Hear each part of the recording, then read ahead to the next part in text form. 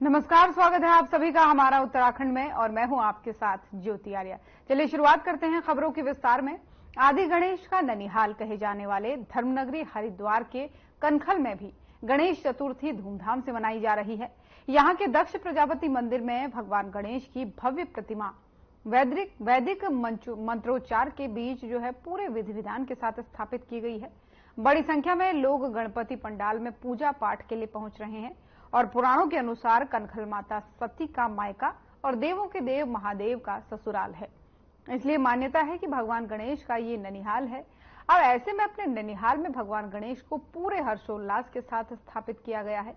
वहीं हरिद्वार में जगह जगह गणेश पंडालों में सुबह से ही लोग पूजा अर्चना कर सिद्धि विनायक को प्रसन्न करने में लगे हैं।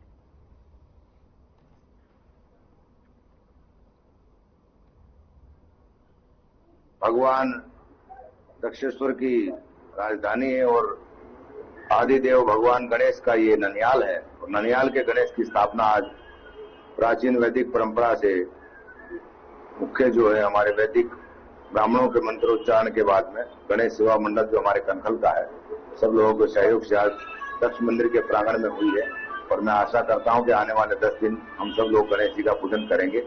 उत्तराखंड और भारत के लिए गणेश जी का आशीर्वाद हमेशा बना रहेगा, क्योंकि भगवान गणेश जी एक ऐसे देवता हैं जिनका हमारे यहाँ पूजा पद्धति में प्रथम पूजन होता है। और भगवती पार्वती जी के मानसिक पुत्र के रूप में उनकी स्थापना जब हुई है तो उनको पहले ये वरदान भगवान शिव के द्वारा दिया गया, जितने भी देवी देवता हैं संसार में, जब भी उनकी पूजा होगी सर्वप्रथम गणेश तुम्हारा पूजन होगा। इसलिए आज गणेश की बुद्धि, सिद्धि, शुभ और लाभ के मालिक हैं वो। तो गृहस्थ जीवन में भी हमें कोई भी कर्म हम करते हैं तो गणेश जी की पूजा करते हैं।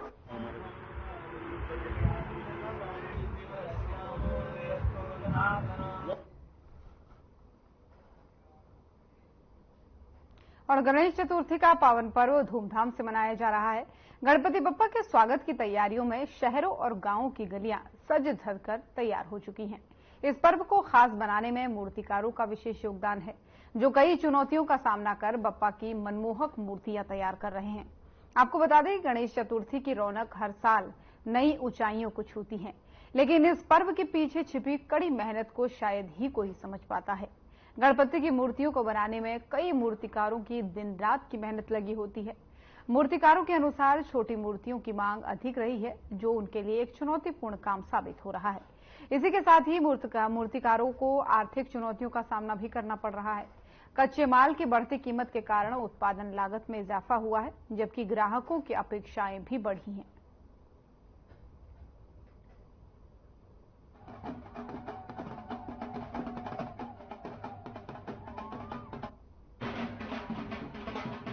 श्याम कुमार। क्या मेहनत लगती है और कितने दिनों को तैयार से एक मूर्ति तैयार होती है? जैसे एक मूर्ति 4-5 दिन में तैयार हो जाती है। पेंट करने में 6-7 दिन लग जाएगी। फिर के बाद ग्राहक आके अपने रेट करके बेचने लगते हैं। क्या पीओपी लगती है, नारियल के छिलके लगते हैं, बांस लगते हैं, फ्रेम लगते हैं। क्या खास इस बार में खास किया जो बड़ी छोटी मूर्तियों में ज्यादा डिमांड थी, तो छोटी बनाई निकल गई, और बड़ी से बनाई कम तो बड़ी भी निकल गई। ऐसे तो हमारे के 6 बंदों के है मेहनत है। बढ़िया सहायता देते हैं। व्यापार की अगर बात की जाए तो इस बार व्यापार कैसा है? इस बार व्यापार किया थोड़े सही है आराम। कितने दिनों तक मूर्तियां बिकती है गणेश पर? हमें काली मूर्ति 4-5 दिन ही लगता है बिका दूंगा। फिर बाकी हमें बनाना पड़ता है 4-5 दिन नहीं, 2-3 महीने लगातार बनाते हैं। फिर 5-6 दिन में माल निकलना शुरू हो जाता है। इसके बाद हम दीपावली का काम करेंगे।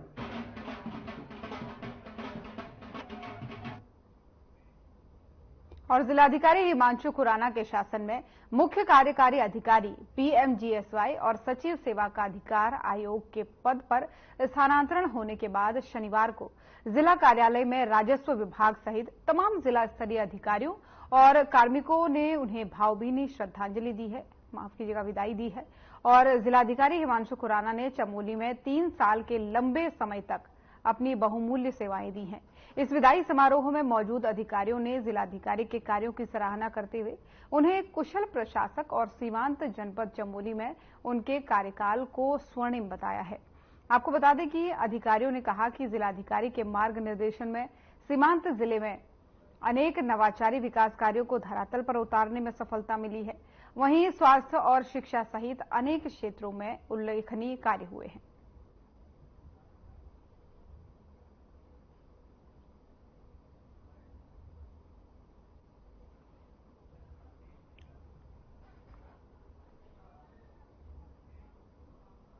और स्वास्थ्य विभाग भले ही जनता को बेहतर स्वास्थ्य व्यवस्था मुहैया कराने का लाख दावा कर रहा, लेकिन जमीनी हकीकत कुछ और ही है, यानी अलग ही है।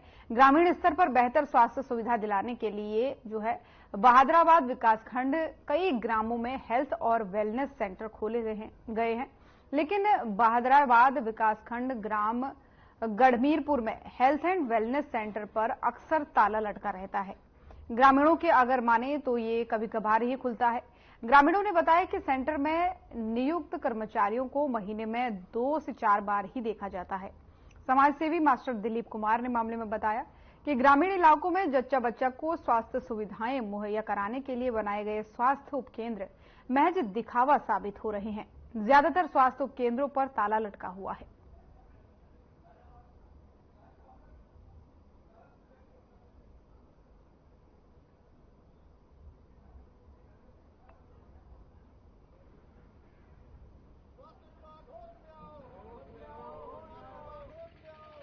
मैं महबूब आलम, ये जो पंचपुरी है हमारी गढ़मीरपुर, मैं वैसे पूर्व प्रदेश महासचिव रहा हूँ यूथ कांग्रेस से, और फिलहाल मैं समाज सेवा के रूप में यहाँ पे काम कर रहा हूँ। ये मेरी जो पंचपुरी है, इसमें लगभग 4 उपकेंद्र बने हुए हैं, किसी में कोई व्यवस्था नहीं है फिलहाल। और पिछले साल हमने देखा डेंगू का बहुत ज्यादा प्रकोप रहा है, उसमें कई युवा लड़के हमें छोड़कर चले गए। और यहाँ मेरे पीछे देख पा रहे हो, ये शिशु केंद्र है। यहाँ पे किसी भी जो प्रेग्नेंट औरत होती है उसके लिए यहाँ पे फैसिलिटी होनी चाहिए, फर्स्ट एड होनी चाहिए। यहाँ पे इस तरह कोई व्यवस्था नहीं है। पूरा गांव परेशान है, गांव के गरीबों को लूटा जा रहा है। वो फिर प्राइवेट सेक्टर में जाते हैं, वहाँ पे 7-8 हजार रुपए से नॉर्मल डिलीवरी के लिए जा रहे हैं और 25-26 हजार रुपए उनसे दूसरे ले जा रहे हैं। मेरा नाम सुना हुआ है जी। दिक्कत इसमें पहले 3-4 साल पहले तो लोग खोलते थे, औरतें भी आती थी, अब तो कोई बच्चे भी पैदा होते थे, ले जाती थी यहाँ से। अब कोई नहीं आता यहाँ। रास्ता भी तो हफ्ते में एक दिन खोला और थोड़े दिन के बाद चलेगा ना, झाड़ू लगाने वाला कोई ना कुछ नहीं है। तो बना हुआ कम से कम 40 साल हो गए। अच्छा, बात किसी है नहीं, हमारी किसी से कोई ऐसी बात नहीं हुई। तो हम लोग बहुत कोशिश करी लोगों को, जो भी काम का यहाँ आकर खोल कर जो बैठा करो। इसमें हमारी जो जमीन गई भी, हमने कभी मौजा नहीं लिया इससे आज तक भी। इसमें दवाइयाँ वगैरह मिल जाती है?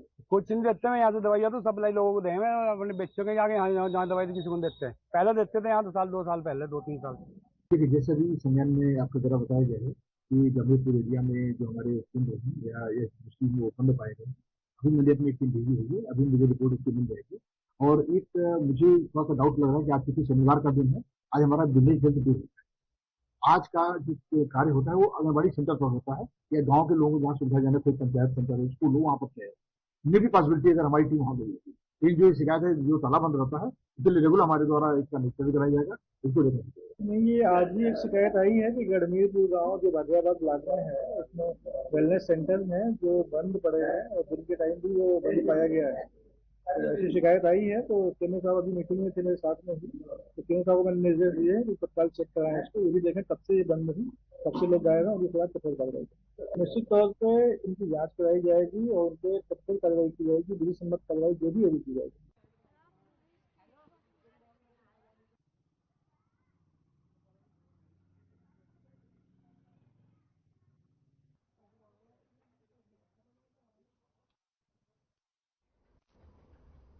लालकुआं में विधवा महिला से बलात्कार के आरोपी लालकुआं दुग्ध संघ के अध्यक्ष मुकेश बोरा की गिरफ्तारी को लेकर कांग्रेस उग्र है। इसी को लेकर महिला कांग्रेस ने कोतवाली गेट पर आरोपी मुकेश बोरा के खिलाफ जमकर प्रदर्शन। इस दौरान महिलाओं ने राज्य सरकार के खिलाफ जोरदार नारेबाजी करते हुए कोतवाल दिनेश चंद्र फर्त्याल को ज्ञापन सौंपा है, जिसमें महिला कांग्रेस कार्यकर्ताओं ने मुकेश बोरा को जल्द से जल्द गिरफ्तार करने की मांग की है और साथ ही उन्होंने चेतावनी दी है कि अगर जल्द ही आरोपी मुकेश बोरा की गिरफ्तारी नहीं की गई तो कांग्रेस पूरे प्रदेश में उग्र आंदोलन को बाध्य होगी।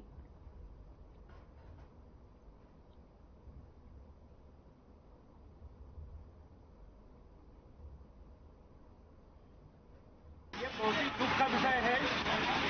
सरकार एक तरफ से कहती है बेटी बचाओ बेटी पढ़ाओ, लेकिन दूसरी तरफ से महिलाओं के ऊपर आए दिन बराबर अत्याचार हो रहे हैं। इससे आज पूरी महिलाएं, पूरे क्षेत्र की जनता बहुत ही आक्रोशित है।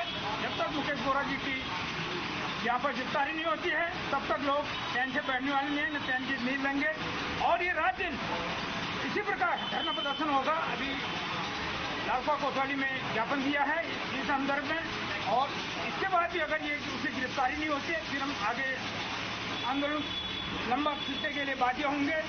तो हम भाजपा सरकार की घोर निंदा करते हैं कि आज हमारे इस उत्तराखंड देवभूमि के अंदर इस तरीके से हमारी माताओं, बहनों, बेटियों का इस तरीके से बलात्कार के जैसे जघन्य अपराध हो रहे हैं। उसके बावजूद भी दोषी बिल्कुल मतलब बेझिझक होकर के घूम रहा है और सरकार ये नहीं कि दोषियों को सजा देने के लिए कुछ कार्रवाई करे, दोषियों को संरक्षण देने का काम भारतीय जनता पार्टी कर रही है। इसकी हम घोर निंदा करते हैं और आज हम यहाँ पर धरने पे बैठे हुए हैं और हमारी यही मांग है कि जो मुकेश बोरा यहाँ पर जिसने एक महिला के साथ उत्पीड़न, बलात्कार जैसा कार्य किया, उसको जल्द से जल्द गिरफ्तार किया जाए। कि मुकेश बोरा को जल्द से जल्द गिरफ्तार किया जाए, क्योंकि देखिए जो लालका विधानसभा में हमारे अपना क्षेत्र का मामला है ये, जहाँ हमारी भी बेटियां अभी सुरक्षित हम महसूस नहीं कर पा रहे हैं। तो हमारा यही कहना है कि एक पुष्कर धामी जी से हमारी ये आग्रह भी है और चेतावनी भी है उन्हें कि जिस पद पे होने के बाद उन्होंने अगर गिरफ्तारी नहीं करवाई तो ये भारी और भव्य आंदोलन, उग्र रूप जो देखेंगे महिलाओं का, वो इनको भारी भी पड़ेगा।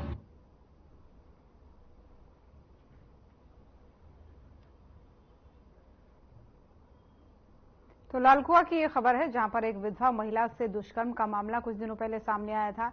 अब जो है मामले में कांग्रेस का विरोध प्रदर्शन तेज हो गया है। वो लगातार सरकार से आरोपी की गिरफ्तारी की मांग कर रहे हैं और इसी को लेकर के लालकुआ में प्रदर्शन किया गया और सरकार को चेतावनी दी गई कि अगर गिरफ्तारी आरोपी की नहीं होती है तो यह आंदोलन और भी उग्र किया जाएगा।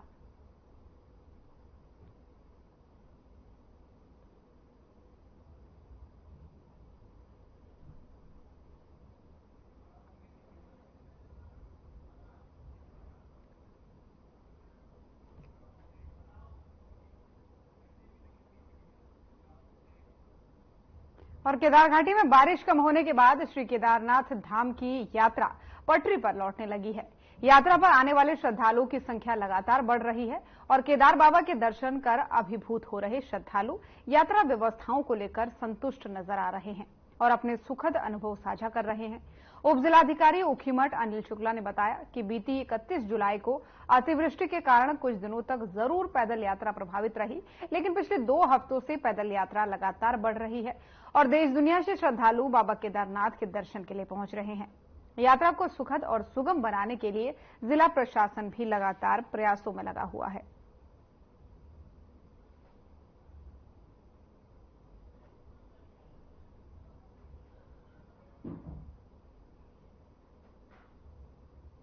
हम लोग गुवाहाटी से आए थे, हम पैदल ही आए नीचे से एकदम, और रास्ता एकदम अच्छा ही है और आपका हेलीकॉप्टर से भी नहीं आए, घोड़े से भी नहीं आए, हम पैदल ही आए। हम सारे लोग गुवाहाटी से ही आए हैं। मंदिर का दर्शन भी हो गया सुबह सुबह, एकदम अच्छा लगा। रास्ता एकदम अच्छा है, सब लोग आ ही सकते हैं। मेरा नाम प्रफुल्ल परमार है, मैं राजकोट गुजरात से आया हुआ हूँ। अभी रास्ता सही है, बढ़िया किया हुआ है। आरपीएफ वाले, पुलिस वाले सब अच्छी तरह से है। मंदिर में दर्शन भी बढ़िया हुआ है, सब व्यवस्था बढ़िया किया हुआ है। नाम अमृता अनिल पेज है। इधर सब मतलब अच्छा है, रोड तो बहुत ही अच्छा है और टूटा भी होता है तो दिक्कत नहीं आती चलने के लिए। लगेज और दुरुस्त कर किया जाता है। धन्यवाद।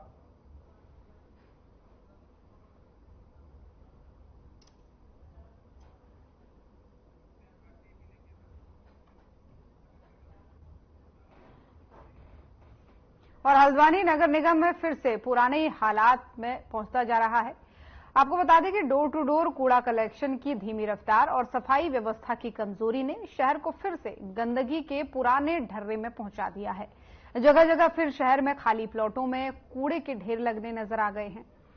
नगर निगम की इस लचर व्यवस्था के कारण सफाई व्यवस्था ही नहीं चरमराई है, बल्कि संक्रामक रोगों को भी बढ़ावा इससे मिल रहा है।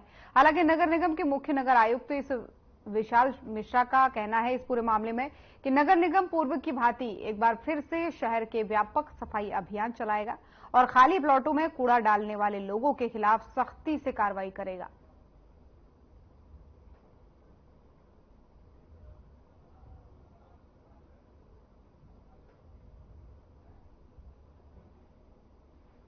पूर्व में भी नगर निगम हल्द्वानी के द्वारा ऐसे खाली प्लॉट में मुहिम चला करके सफाई अभियान किया गया था। दोबारा से सफाई अभियान किया जाएगा और कहीं ना कहीं इस बार कठोर कार्रवाई भी की जाएगी और जो लोग बिना अनुमति के या इधर उधर कहीं पर भी कूड़ा फेंक रहे हैं उनके खिलाफ चालानी कार्रवाई भी होगी और विधिक कार्रवाई भी होगी।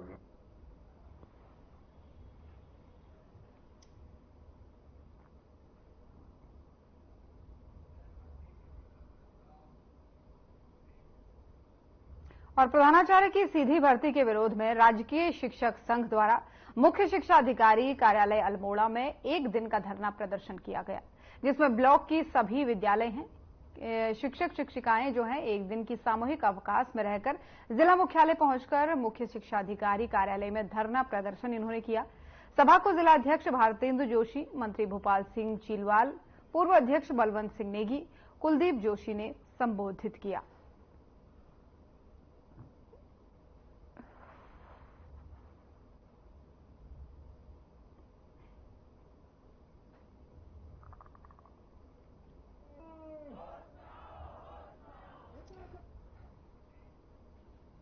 और उत्तराखंड के उधम सिंह नगर जिले में तराई केंद्रीय वन प्रभाग के पीपल पड़ाव रेंज के जंगल में लकड़ी तस्करों और वन कर्मियों के बीच मुठभेड़ हो गई। 3 वन कर्मियों को जिला अस्पताल में भर्ती कराया गया है, जिन्हें रुद्रपुर के अस्पताल में भर्ती कराया गया है। जिले के नए पुलिस कप्तान मणिकांत मिश्र ने अस्पताल पहुंचकर घायलों का हालचाल जाना। आपको बता दें कि वन संपत्ति को काटने आए थे, इस दौरान उनसे मुठभेड़ हो गई। वन तस्कर बाइक पर सवार थे जो अपना कुछ सामान घटनास्थल पर छोड़ गए हैं।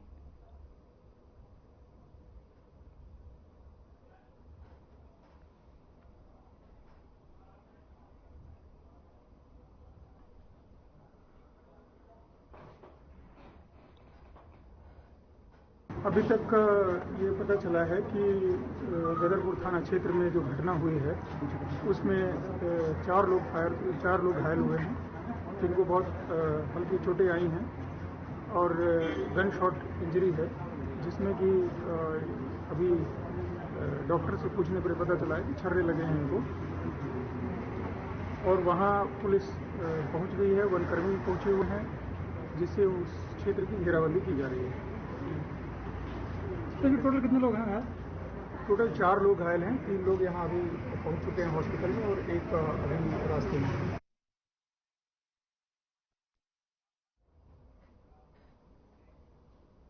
और उधर देहरादून नगर निगम ने एक बड़ा कदम उठाया है। दरअसल बार बार जागरूक करने और चेतावनी देने के बावजूद भी कई लोग जगह जगह कूड़ा फेंक रहे हैं। अब ऐसे लोगों पर निगरानी रखने के लिए निगम की ओर से जगह जगह पर सीसीटीवी कैमरे लगाए गए हैं। नगर निगम के मुख्य नगर स्वास्थ्य अधिकारी डॉक्टर अविनाश खन्ना ने बताया कि खुले में कूड़ा फेंकने वालों के विरुद्ध कार्रवाई को लेकर सीसीटीवी लगाए गए हैं।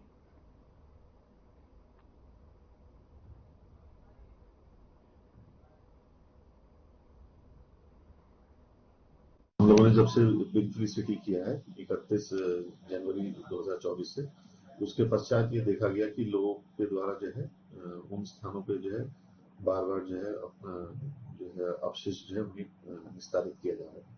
तो इसको देखते हुए पहले लोगों को आईसीकी दी गई, फिर उसके बाद कई और माध्यमों से भी जागरूक करने की कोशिश की गई, परंतु नियमित रूप से जो है वहाँ पे अपशिष्ट फेंका जा रहा था, जिस कारण से शहर में गंदगी फैली हुई थी। इसको ध्यान में रखते हुए जो है सीसीटीवी जो है अभी 10 स्थानों पर चिन्हित करके लगाए गए हैं और उन सभी स्थानों पर जो है सफलतापूर्वक जो है निगरानी की जा रही है और लोगों को भी जागरूक किया जा रहा है तथा अपशिष्ट जो है अब सीधे सीधे कूड़ा वाहनों में लोग दे रहे हैं, जिससे कि काफी हम लोगों ने कंट्रोल किया है उन स्थानों को।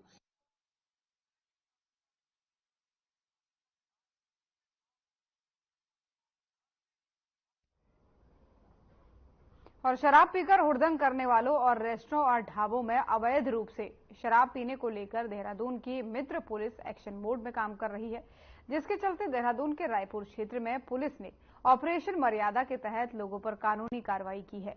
इस बात पर सीओ रायपुर डोईवाला अभिनव चौधरी ने कहा कि थाना रायपुर क्षेत्र में पिछले महीने 450 लोगों पर कार्रवाई हुई है।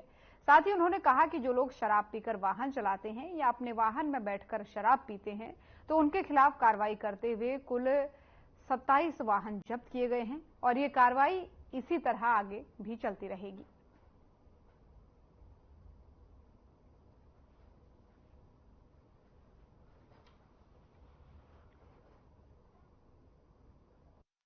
ऑपरेशन मर्यादा में पूरे जिले भर में जो लोग सार्वजनिक स्थानों पर बैठ के शराब पीते हैं या जो होटल वाले, ढाबे वाले और ठेली वाले अपने होटलों पे या ढाबों पे जो है शराब पिलवाते हैं, लगातार कार्यवाही की जा रही है।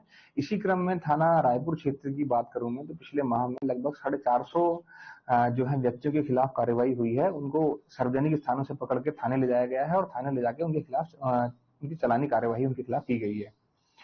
और उसी प्रकार जो लोग गाड़ियों में बैठ के शराब पीते हैं या दारू पी के गाड़ी चलाते हैं, उनके खिलाफ भी कार्यवाही की गई है और कुल 27 वाहन जो है पिछले माह भी सीज किए गए हैं और ये कार्यवाही ऐसे ही चलती रहेगी। और जो बस्तियां हैं उनके खिलाफ भी लगातार जो है सत्यापन की और कार्यवाही की जा रही है और इसमें लगातार अभियोग भी पंजीकृत किए जा रहे हैं और जो लोग इससे जुड़े हुए हैं उनके खिलाफ सख्त से सख्त वैधानिक कार्यवाही की जाएगी।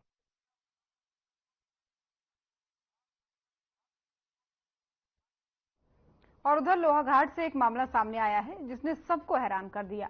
आपको बता दें कि एक 13 साल की नाबालिग छात्रा स्कूल के बहाने घर से निकली, लेकिन वो अपने नाबालिग प्रेमी से मिलने पहुंच गई, जिसके बाद घर वालों को पता चला कि उनकी बेटी स्कूल नहीं गई है और नाबालिग छात्रा ने डांट से बचने के लिए एक ऐसी कहानी बनाई जिसने इलाके में हड़कंप मचा दिया। नाबालिग छात्रा ने अपने घर पर अपने ही अपहरण की झूठी कहानी बनाकर सुना दी। लोग थाने पहुंच गए और आरोपियों की गिरफ्तारी को लेकर मांग करने लगे। बात कप्तान तक पहुंची तो जांच बिठाई गई, जिसमें जब खुलासा हुआ तो लोग दंग रह गए।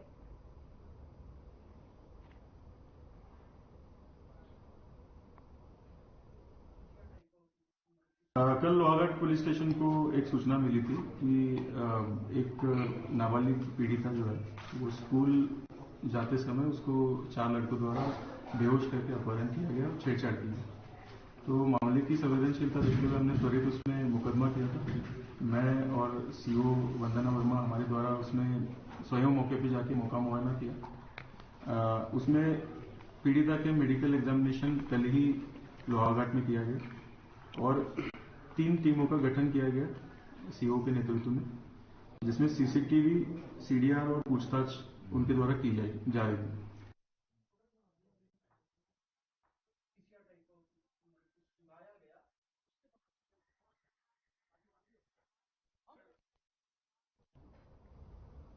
तो चंपावत से मामला सामने आया था जहां पर एक नाबालिग छात्रा ने अपने अपहरण की झूठी कहानी बनाकर अपने घर वालों को सुनाई थी। दरअसल छात्रा ने ये झूठी कहानी बनाई क्योंकि वो अपने प्रेमी से मिलने गई थी, ऐसा खुलासा हुआ है और 13 साल की ये नाबालिग थी। जब मामले में परिजनों को बताया गया कि वो अपने प्रेमी से मिलने गई तो सभी लोग हैरान हुए। दरअसल उसने अपने अपहरण की झूठी कहानी बताई थी। और प्रदेश के पूर्व मुख्यमंत्री हरीश रावत ने एक बार फिर से निकाय चुनाव को लेकर सरकार पर प्रश्न चिन्ह लगाया है।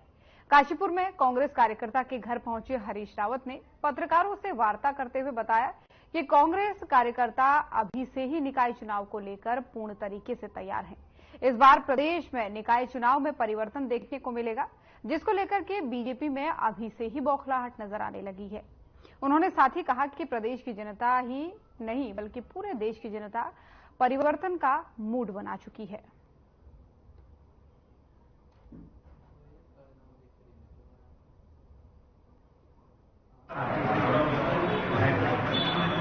हरीश भाई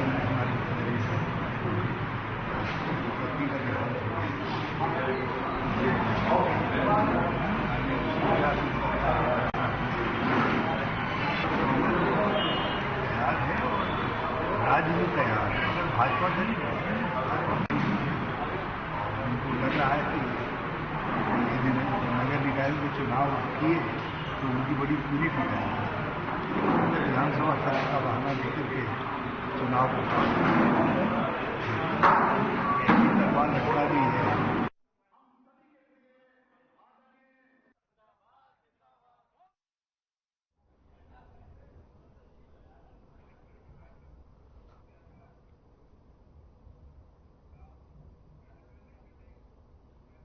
तो हमारा उत्तराखंड देख रहे थे आप। बुलेटिन में फिलहाल इतना ही। खबरें लगातार जारी हैं। नमस्कार।